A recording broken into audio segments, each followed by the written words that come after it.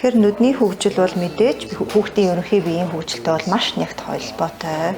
Зарим тохиолдолд болохоор нүдний одоо хөгжлийн өөрчлөлтүүд нь илэрхгүй одоо онцлогдохгүй өнгөрөх тохиолдол байдаг.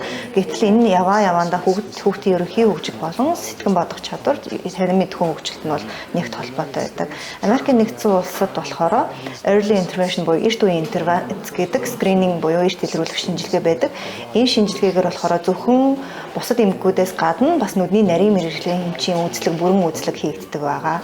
За тэгэхээр ингэж эрт илрүүлэхийн тулд нүдний эмч нар маань ерөнхий эмч нартай ялангуяа эрт үеийн нера болон нялх хүүхдүүдтэй хамт ажилладаг эмч нартай хамтран ажиллах нь маш чухал ойлголт байдаг. Тэгэхээр зөвхөн Монгол улсад төдийгүй бүх улсад болохоор хүүхдийн харааны одоо байдлыг эрт онцлох, эрт одоо эмчилгээ буюу менежмент хийгдсээр тухайн хүүхэд одоо хамгийн сайнараа харах боломжтой нэгдүгээрт, хоёрдугаарт гэх юм бол тухайн хүүхэд одоо сурч боловсрох чадвар нь илүү сайн байна гэсэн үг. Гэтэл эцэг эхчүүдийн хувьд магадгүй те хараа гэдэг бол тухайн хүүхэд хараа сайн байснаар хамгийн сайн боловсролыг олох нөхцлөөр боломжоор хангагдана гэсэн үг.